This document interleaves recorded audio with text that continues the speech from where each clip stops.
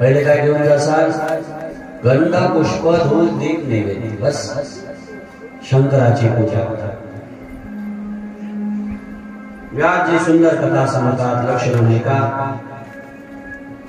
शंकराची पूजा करणाऱ्याला सर्वस्व प्राप्त होते महाराज. सर्व जे काही लागेल.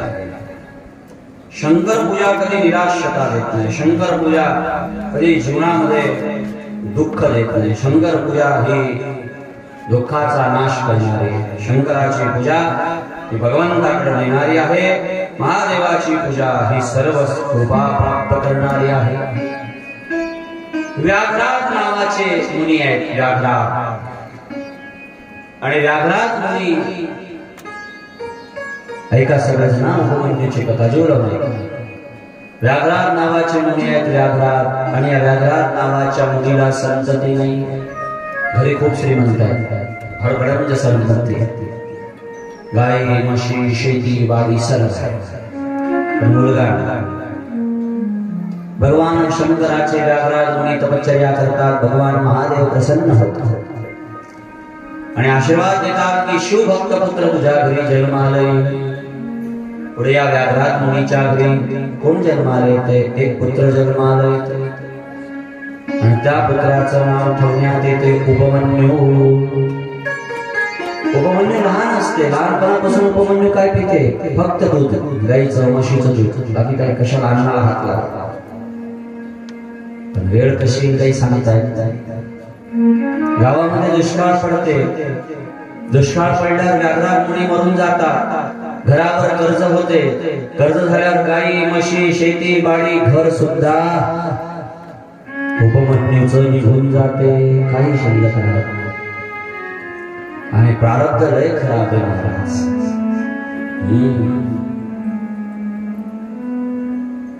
ज्याचा बाप मेला लहानपणात त्याला विचारा बापाची किंमत काय? बापाची किंमत काय महाराज? बाप बाप आहे. कोण बरोबरी करेल बापाची? बोला. जोपर्यंत बाप होता तोपर्यंत उपमन्यूला काहीच पाहायचं काम नव्हतं. उपमन्यूला काय झालं? सगळं सुख भेटत गेलं. आज बापही गेला. गाई म्हशी बैल जमीन शेती बाडी सगळं गेलं. शेवटी घर राहिलं. घरावरती कर्ज निघलं. घराची निलामी झाली. आणि उपमन्यू आणि उपमन्यूची आई एका गावातल्या मंदिरात जाऊन रात्रभर विराम करायला. गरबी हा परिस्थिती कशी आहे? म्हणून विनंती आहे, चांगले आज लय मजा वाटते. उद्याचा टाइम कसा येईल काय सांगता येईल? उद्या कोणतं दुःख जीवनात येईल काय सांगता येते? बोला. आणि एकदा दुःख आलं की जगाच लागते. मरता येते काय? बोला. मरता येते काय? लताजीचं गीत आहे. जिंदगी प्यार का गीत है, इसे हर दिल को गाना पड़ेगा. लाख गहरा हो सागर तो क्या, हंसकर उस पार जाना पड़ेगा. जिंदगी लय बेकार है. एका साधून लिहून ठेवलं, येथे सुखाचे सारे धनी, पण दुःखात नाही कुणी. कसा तरसील अंती क्षणी, जिद्द वेड्यात दाऊ नको रे. आहे अनमोल जीवन तुझे, आडमार्गाने जाऊ नको रे. धन दौलत तुझी संपत्ती, काय कामाची असली किती. धन दौलत तुझी संपत्ती, काय कामाची असली किती. ऐकले का हा तोरा तुझा, उगा दुनियेला गाऊ नको रे.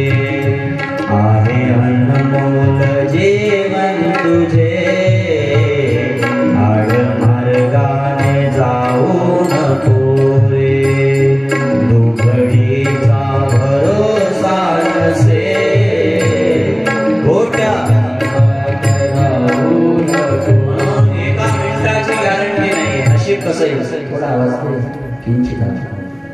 काय गॅरंटी आहे महाराज? तुमचं प्रारब्ध काय तुमच्याकडून करून घे, काय गॅरंटी? बोला. सगळ्या गावात श्रीमंत होता उपमन्यू.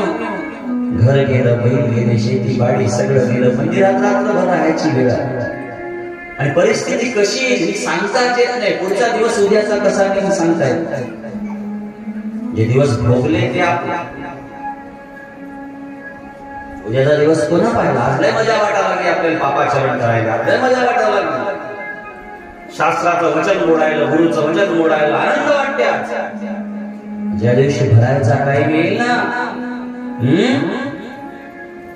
नाही तारक तुझा रे तुझा, अंती श्री गुरुला भजा. एकनाथाया जीवनाचे गीत, येते म्हणून लिहू नको रे, येते म्हणून गाऊ नको रे. आहे अनमोल जीवन तुझे, आडमार्गाने जाऊ नको रे. जिंदगी एक सहेली भी है, सुख दुख की पहेली भी है.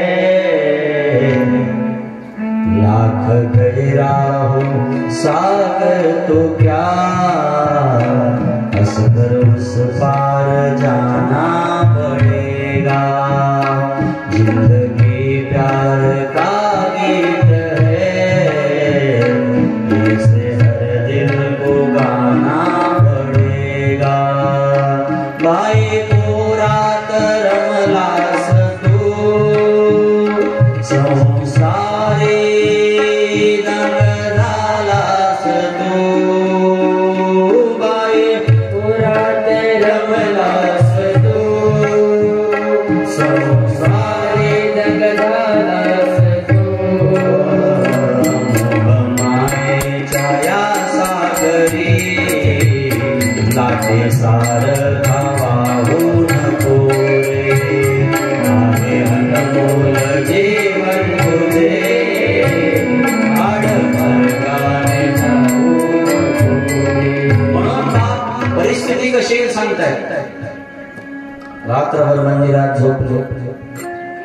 कोणातरी उपमंडळीच्या मामाला जाऊन सांगितलं, रे तुझ्या बहिणीचं सर्वस्व गेलं रे. शेती गेली, बाडी गेली, घर गेलं, परिवार गेला. अरे एवढंच नाही, घर सुद्धा गेलं रे. तुझा भाचा आणि तुझी बहीण मंदिरात झोपले. भावाला जाऊन सांगितलं त्या बाईच्या पुढे. आणि एक लक्ष द्या रे, भाऊ म्हणजे भाऊ असतो रे. भाऊ म्हणजे भाऊ असतो. जेव्हा जीवनात कोणी कामी पडणार नाही तेव्हा कोण कामी पडते? बोला, भाऊ कामी पडते. आणि जेव्हा जीवनात कोणी कामी पडत नाही तेव्हा बहीण कामी पडते. शास्त्र काय सांगते? आई गेल्यानंतर आईचं प्रेम बहीण देते, आणि बाप गेल्यानंतर बापाची कमतरता भाऊ पूर्ण करतोय. म्हणून भाऊ बहिणीचं नातं आई वडिलाच्या नात्यासारखं, मुलाच्या आईसारखं आहे महाराज, बापाच्या मुलीच्या प्रेमासारखं. म्हणून जीवनात कोणालाही मुका, आपण बहिणीला का मागतात? कशासाठी? जरा शिवावतासाठी. बहिणीचं लय प्रेम आहे भावावर, पण कुठपर्यंत आहे? त्याचा वावर फक्त रस्त्यात जा. त्याचं वावर रस्त्यात गेलं की खतम प्रेम. काय फायदा? आमच्या वाशिमला समृद्धी महामार्ग गेला. आमच्या वाशिमला हे जे गेला तुमचा हायवे, हे हायवे आमच्या वाशिमहून गेला. या हायवेने विकास तर केला, पण अशा कितीतरी बहिणीचे भावाचे कोर्टात रोज भांडणं चालू आहे. कशासाठी? जराशा पैशासाठी, जराशा धनासाठी. जीवनात पैसा कधी भेटल मावल्या होते मला, पण भाऊ भेटणार नाही. काय करता? पैसा आला तरी म्हणलं पाहिजे भाऊ मला नको, तुझं तू पाय. जेव्हाही काम पडेल, तुम्ही जर मोठेपणानं भावाला सही दिली ना, तर जेव्हाही तुमच्यावर संकट येईल, तुम्हाला हात विनंती आहे, जेव्हाही तुमच्यावर संकट येईल, सगळ्यात पहिले जर तुमच्या बाजून उभा राहील तर तुमचा भाऊ आहे. भाऊ हा बहिणीचा प्राण असतो, बहीण ही भावाचा प्राण असतो. आणि बहीण जीवनात कोणाचा मोठेपणा सांगणार नाही, पण माहेरात आल्यावर कोणाचा मोठेपणा सांगाल? भावाचा. तुला माहिती आहे, माझा भाऊ आहे तोपर्यंत मला सन्मान आहे, माझा भाऊ आहे तोपर्यंत माझ्या जीवनाला आनंद आहे. माझा भाऊ आहे तोपर्यंत माझ्या जीवनात ती भावार्थ, आणि जोपर्यंत तुमची बहीण आहे तोपर्यंत तुमच्याही जीवनात आनंद आहे. भाऊ बहिणीचं नातं जराशा शेतीसाठी, जराशा पैशासाठी काऊन बर्बाद करत? जराशा पैशासाठी बहिणीचं नातं, भावाचं नातं काल बोलतात, एकुणिकाल बोलत नाही, वागतात कसे? सोडून द्यायचं. रात्रभर माझा भाचा आणि माझी बहीण मंदिरात झोपले, माहीत झाल्या झाल्या तळमळला भावा, आणि उपमन्यूचा मामा उपमन्यूची आईला नेण्यासाठी आला. चाल ताई माझ्या घरी, मी तुला आधार देतो. जीवनात जेव्हा आधाराची गरज लागेल तेव्हा भाऊच कामी पडेल, शेजारी कामी पडणार नाही. जेव्हा जीवनात कमतरता पडेल तेव्हा भाऊच कामा पडेल, बहीणच कामी पडेल, दुसरा कोणी कामी पडत नाही. भावानं घरी घेऊन गेला, पण भावानं नेलं तर खरी मोठेपणानं, पण भावाची पत्नी मोठी डेंजर होती. ती दरवाजा उभी राहिली, सांगितलं कोण आणलं? माझी बहीण आणली ग. माझ्या बहिणीला राहण्यासाठी जागा नाही ग, घर गेलं ग, परिवार गेला ग. मग माझं घर काय धर्मशाळा आहे का? या घरात काय मी पोसायचा ठेका घेतलेला आहे? अगं पण माझ्या भाच्याचा बाप मेला ग, कुठं जाईल? माझ्या बहिणीचा नवरा मेला ग, कुठं जाईल? अनाथ आश्रमात न्या, पण माझ्या घरात करायचं. उपमन्यूचा मामा पुन्हा पुन्हा विनंती करते, अगं माझ्या बहिणीला कोणी नाही, तिला राहू दे घरात, राहू दे घरात, दे सहारा. पण उपमन्यूची मामी म्हणते, जीव गेला तरी चालेल, पण ही घरात आली नाही पाहिजे, आणि ही घरात आली तर मी घरात राहणार. भांडणं भांडणं भांडणं करते. उपमन्यूची आई पुढे होते, आणि उपमन्यूची आई आपल्या बहिणीच्या पाया पडते. बहिणी, अगं माझा नवरा गेला ग, सुखाचं राज्य होतं, माझं वैभव होतं, सगळं गेलं ग. या टायमाला फक्त मला आधार द्या, मी तुमच्या घरचे भांडे घासे. काय परिस्थिती येते महाराज. आणि एक सांगतो, जीवनात ते नवरा जाणं सगळ्यात मोठं दुःख आहे. कशाच्या पुढे कशाच्या सोना महाराज. नवरा गेला म्हणजे माणसाचं अर्ध आयुष्य गेलं असते, सोपी गोष्ट आहे. जोपर्यंत तुमचा पती जिवंत आहे तोपर्यंत हक्काचं माणूस आहे, आणि एकदा पती जाऊ द्या, नवरा जाऊ द्या, नवरा गेल्याच्या नंतर घर कसं आहे? पाहुण्यासारखं आहे त्या बाईला. घर जरी तिचं आहे तरी पाहुण्यासारखं. म्हणून आमचे गुरुजी म्हणायचे, लहानपणी आई मरू नये, बाप मरू नाही, तरुणपणामध्ये पत्नी मरू नाही, नवरा मरू नाही, आणि म्हातारपणात मुलगा मरू नये. उपमन्यूची आई म्हणते, माझ्या घरी काही कमी नव्हतं, पण माझा नवरा गेला. आणि नवरा आहे तर स्वाभिमान आहे, नवरा आहे तर अभिमान आहे. तुम्हाला गमत वाटते काय? नवरा जोपर्यंत तुमचा नवरा जिवंत आहे तोपर्यंत त्याचा एकच ध्यास आहे, माझी पत्नी सुखानं राहिली पाहिजे, माझे मुलं सुखानं राहिले पाहिजे. काय गरज आहे माणसाला काम करायचं? बोला बरं, काय गरज आहे? एकट्या माणसाचं पोट कुठेही भरते, पण ते माणूस रात्रंदिवस हळदीकडे, रात्रंदिवस हरभऱ्याकडे, रात्रंदिवस गव्हाकडे. कशासाठी आहे? रात्रंदिवस लोकांच्या कामासाठी आहे. कशासाठी आहे? फक्त आपल्या बायकोसाठी, फक्त आपल्या मुलासाठी. जेव्हा हा माणूस म्हातारा होतो तर मुलं त्याचा विचार करत नाही, सुना विचार करत नाही, त्याचा विचार करणारी पत्नी घरात राहायची. पत्नी गेलं म्हणजे सगळ्यात मोठं दुःख, नवरा गेला म्हणजे सगळ्यात मोठं. हे दोन चाकर, याच्यातलं एक जर कमी झालं ना, ऐका, त्याच्यातलं एक जरी कमी झालं म्हणजे तुमच्या जीवनातला आधार गेला. आधार सोपं आहे का? पती आहे तोपर्यंत हक्क आहे, हक्काचं घर आहे, तर कोणाचे मुलं कोणाच्या सुना. जोपर्यंत नवरा जिवंत आहे तोपर्यंत आधार आहे. उपमन्यूची आई म्हणते, बहिणी, माझा पती गेला हो, पती जाणं हे स्त्रीचं सर्वात मोठं दुर्दैव मानलेलं आहे. माझा नवरा असता तर भीक मागून खाल्ली असते, पण स्वाभिमानाने खाल्ली असती, तुझ्या दारात नसती आली. ऐका ना शब्द काय? माझा नवरा जिवंत असता माझ्या नवऱ्यासोबत भीक मागून खाल्लं असतं, पण तुझ्या दरवाजात नसती आली. पण आज माझ्या दुर्दैवाने माझा नवरा गेलेला आहे, आणि माझं लेकरू फक्त 11 वर्षाचं आहे. मी जर घराच्या बाहेर राहिली तर समाज मला राहू देणार नाही. म्हणून तुझ्या दरवाजा माझी बहिणी तुझ्या घरचे भांडे मी घासतो, तुझ्या घरचं धुणं धुतो, सगळं काम करतो, फक्त राहण्यासाठी जागा दे आणि 2 टाइमची भाकर दे, एवढीच विनंती तुझ्या दरवाजात करतो. मामीला दया आली. उपमन्यूच्या मामीने उपमन्यूला ठेवून घेतलं. घरातले सगळे काम उपमन्यूची आई करायची आणि 11 वर्षाचा उपमन्यू बालक गाई चालायला चालला. 100-150 गाई त्या मामाच्या ते उपमन्यू चालायचा आणि उपमन्यू गाई चालायचा आणि गाई चालता चालता काय झालं, त्या जंगलामध्ये गाई चालण्यासाठी जायचा. त्याचं एक शिवलिंग होतं, पुरातन मंदिर होतं. तर माझ्या उपमन्यू बाळाने एक छोटीशी थैली केली. त्या थैलीत 1 लोटाभर जल, गंध, पुष्प, धूप, दीप, नैवेद्य, बेलाचं पान, त्या 5 गोष्टी घेऊन उपमन्यू कुठे जायचा, भगवान शंकराच्या आराधनेला जायचा, भगवान महादेवाच्या आराधनेला जायचा, भगवान शंकराची आराधना करायचा. असं करता करता उपमन्यूचं 1-2 वर्ष निघून गेले. रात्री दूध काढायचा, ते दूध आईला आणून द्यायचा. त्याचं जीवनभर दूध पिलं, त्याला शिळी भाकर खायची वेळ आली. महाराज परिस्थिती खराब आहे. आणि एक दिवस काय झालं, एका मामीच्या घरात दूध नेऊन दिलं. मामीनं दूध तापवायला ठेवलं आणि उपमन्यूला लहानपणी पित होता ते दूध आठवलं. कारण बापाचं राज्य जोपर्यंत आहे तोपर्यंत मुलगा सुखी. बाप जाऊ द्या, काय किंमत आहे, बोला ना, काय किंमत आहे बापाची? किंमत काय गंमत आहे का? आज लय बरं वाटते बापाला बोलण्यात, बापाला काही म्हणण्यात, बापाचं नाही ऐकण्यात. पण अरे बाप आहे तोपर्यंत सहारा आहे. बाप जाऊ द्या, त्याचा बाप केला त्याला विचारा काय परिस्थिती आहे. समाजाचे 100 विघ्न बापावर येऊन पडतात, ते मुलाकडे येऊ देत नाही. बाप येतोपर्यंत आघारे. उपमन्यू दूध काढायचा आणि त्याला बापाच्या राज्यात पिलेलं दूध आठवलं, दुधाची चव आठवली. त्याला वाटलं चला घरात कोणीच नाही, 1 गिलासभर दूध चोरून पिऊ.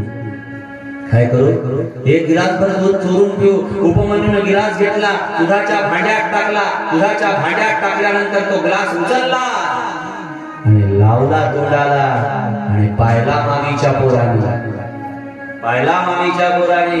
जसा मामीच्या पोराने ग्लास पाहिला, पळत गेला. त्या आपल्या नौकरानं त्या माझ्या दुधातला गिलास पिला, तुझ्या दुधातला गिलास दूध चोरून पिलं म्हणल्याबरोबर उपमन्यूची जी महाराज मामी होती धावत आली आणि धावत आल्यानंतर चुलीतलं जळकं लाकूड काढलं. हा परिस्थिती कशी आहे, चुलीतलं जळकं लाकूड काढलं आणि लाकूड काढल्यानंतर त्या लाकडानं काय केलं, त्या उपमन्यूला मारणं चालू केलं. एक तर लाकडाचा मार व इस्त्याला अंगाला वखारे धनकर खाली पडलं. उपमन्यूच्या काळात जिथं पडत तिथं मारायला लागले. उपमन्यूचे मामा पळत आले, अगं का मारत. उपमन्यूची आई पळत आली, वहिनी सोडा, वहिनी सोडा, वहिनी सोडा. सगळे जण गल्ला करायला लागले, सगळं अंग भाजायला लागलं. उपमन्यू ओरडायला लागला, मामी अंग जळते, मामी अंग जळते. कोण येणार महाराज मदतीला? परिस्थिती लय बेकार आहे, ज्यानं जगली त्याला माहित आहे. उपमन्यूला जळच्या लाकडानं मारले जाते.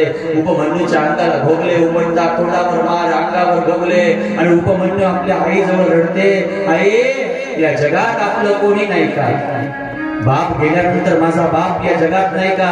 उपमन्यूची आई सहज म्हणते, बाळा तुझा बाप गेला तरी जाऊ दे, पण जगाचा बाप महापिता महादेव जिवंत आहे, त्याला आवाज दे, त्याला आवाज दे. म्हणल्यानंतर उपमन्यू काय करते, रातच्या 12 वाजता घर सोडतो आणि 12 वाजता घर सोडून उपमन्यू कुठं जाते, कुठं जाते उपमन्यू? उपमन्यू 1 गिलासभर दुधासाठी महादेवाच्या मंदिरात जाते आणि महाराज तिथं तपश्चर्येला बसते.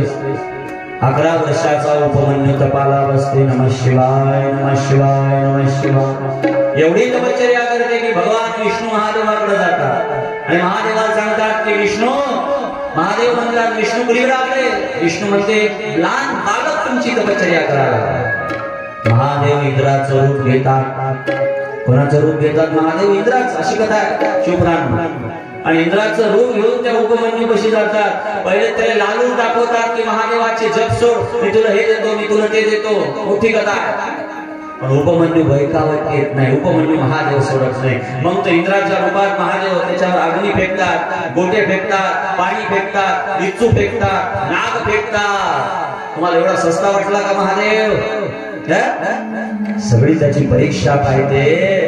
शेवटी महाराज उपमन्यू टाहो पडून रडायला लागते, महादेवा संसारात मी दुःख, भक्तीत मी दुःख. 11 वर्षाचं आयुष्य एक दिवस सुखाचा नाही आणि सगळं सोडून महादेवाच्या दरबारात बसलो, इथेही दुःख. शेवटी महादेवाच्या समोर हात जोडते आणि हात जोडून उपमन्यू म्हणते, काय म्हणते ऐका महाराज, फार गोड भजन. धर्म न जानो कर्म न जानो, धर्म न जानो कर्म न जानो, बेमार कर जा इतना जानो, मैं हूँ तुम्हारे भोले के सरदार, भोले के सरदार. धर्म न जानो कर्म न जानो, धर्म न जानो कर्म न जानो, मैं बाल कर इतना जानो,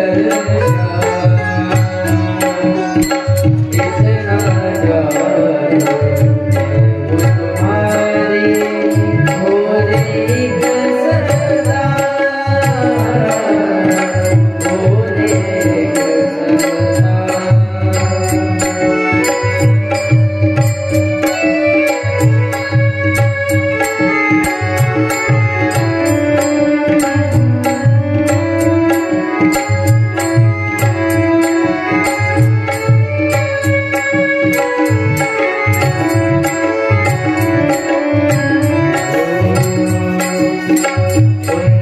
कितनी प्यारी बात कही.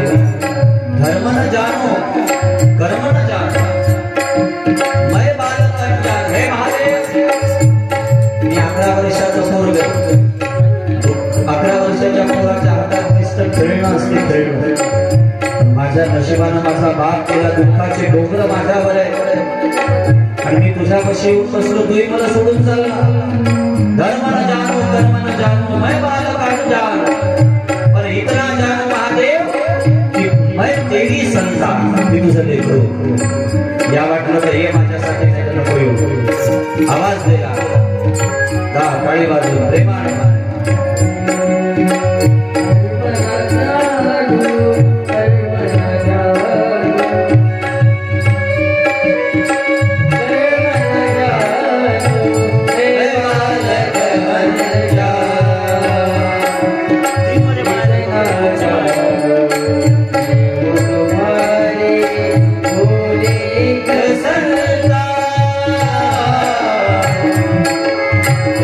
सरदार.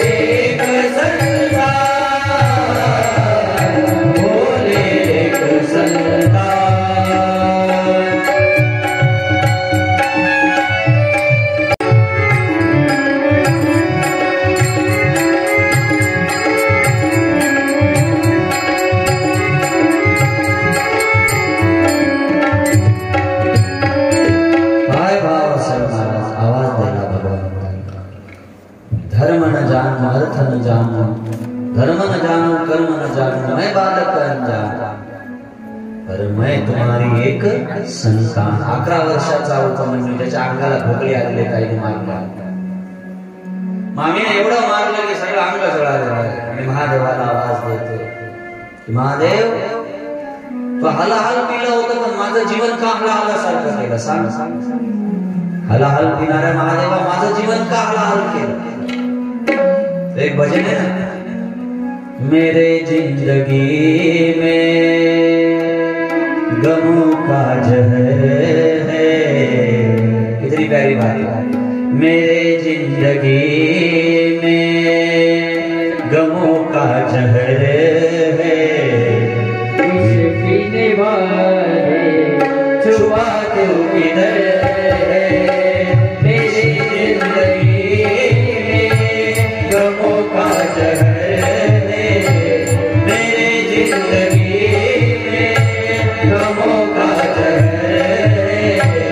विष पीने वाले छुपा तू किधर है, विष पीने वाले छुपा तो किधर है. जिंदगी गमों का जहर है, मेरे जिंदगी में गमों का जहर है.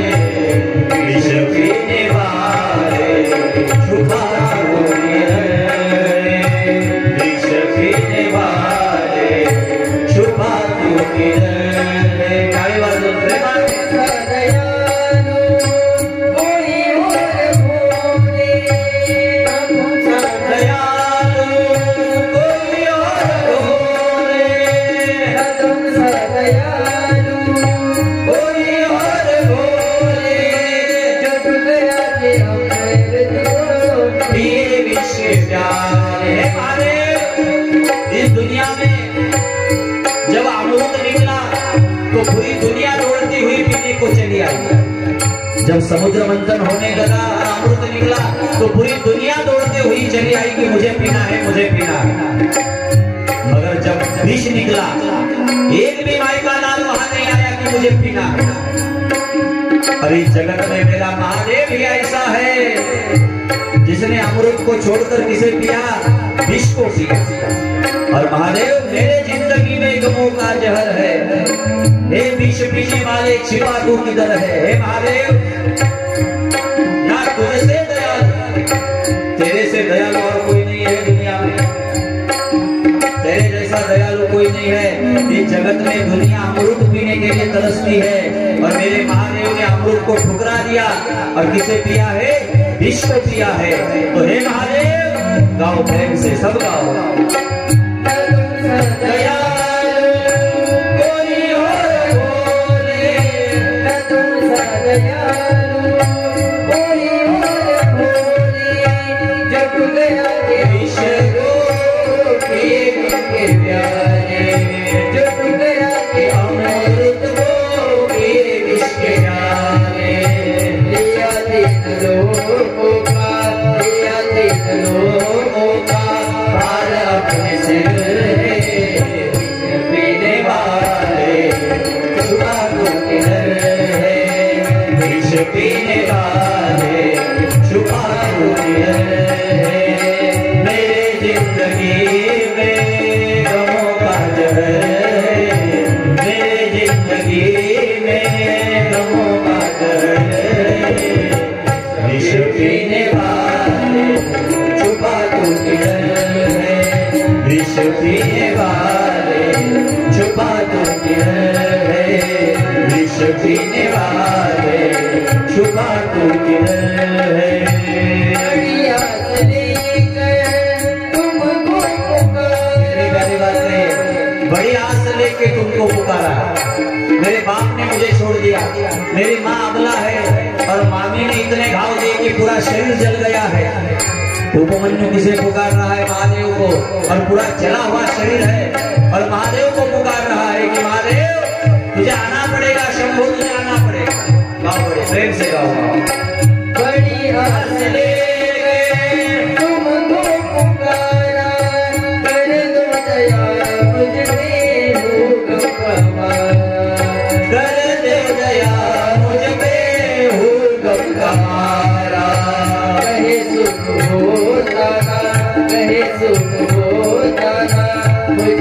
इस घर है पीने वाले छुपा तू किधर है, पीने वाले छुपा तू किधर है, मेरे जिंदगी में गमों का जहर है, मेरे जिंदगी में गमों का जहर है, पीने वाले छुपा तू किधर है, पीने वाले छुपा तू किधर है, पीने वाले छुपा तू किधर है। कितनी प्यारी बात कही है। मेरे जिंदगी में गमों का जहर है, मेरे जिंदगी में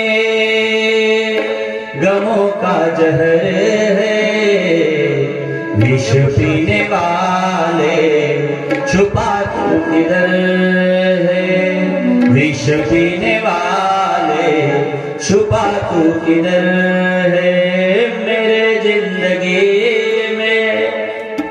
पुऱ्या दुनियेनं महादेवाला आवाज द्यावा तसा आवाज उपमन्यू द्यावा.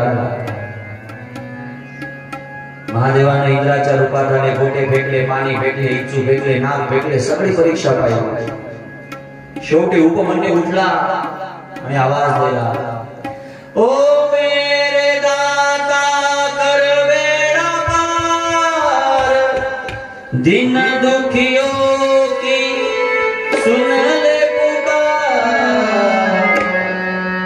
तेरा ही सहारा है, ओ मेरे भोले बाबा, तू ही जग का प्यारा है, ओ मेरे भोले बाबा, ओ मेरे दाता कर बेड़ा पार, दिन दुखियों की सुन ले पुकार, तेरा ही सहारा है, मेरे भोले बाबा, तू ही जग का प्यारा है, मेरे भोले बाबा, तू ही जग का प्यारा है, मेरे भोले बाबा तुमसे खड़े हैं झोली बसा, क्यों न सुने क्यों मेरी पुकार, तेरा ही सहारा है, मेरे भोले बाबा, हरे भोले मेरे भोले बाबा तेरा ही सहारा है, मेरे भोले बाबा जगत वाला है, मेरे भोले बाबा. काय आवाज दिला महाराज. उपमन्यूने शेवटचा आवाज दिला आणि आवाज कसा दिला, बसे खडे है झोली बसा, महादेव आना पडेगा. आणि जळक्या लाकडानं मारलेला उपमन्यू जेव्हा आवाज देते, महादेवाच्या हृदयात करुणा जाते. शंकर महादेव करुणामय वाणीनं तिथं प्रगट होतात आणि भोले भंडारी प्रगट होऊन सांगतात की माझे आजपर्यंत 2 पुत्र होते, कार्तिक आणि एक गणेश, पण आजपासून माझे 3 पुत्र होते. माझा एक पुत्र कोण होईल? उपमन्यू. आणि उपमन्यूनं भक्ती कशासाठी केली? उपमन्यूनं भक्ती केली एका गिलासभर दुधासाठी. आणि भागवत सांगते, शिवमहापुराण सांगते की शिवमहापुराणमध्ये लिहिलं की भगवंतानं उपमन्यूला काय दिले? 7 समुद्र, दही, दूध, तूप, लोणी, साखर, तवा, 7 समुद्र दिले. क्षीर समुद्र, दुधाचा सागर देऊन टाकला. मागितलं किती होतं? 1 गिलास भर. दिलं किती? समुद्र. तसं तुम्ही महादेवाला मागायची ताकद आपली किती? 1 गिलास भर. आणि महादेव आपली अवकाशच 1 गिलास भर मागायची. आणि महादेवाची ताकद किती द्यायची? समुद्र. इतकं दिलं की मला माल करून टाक.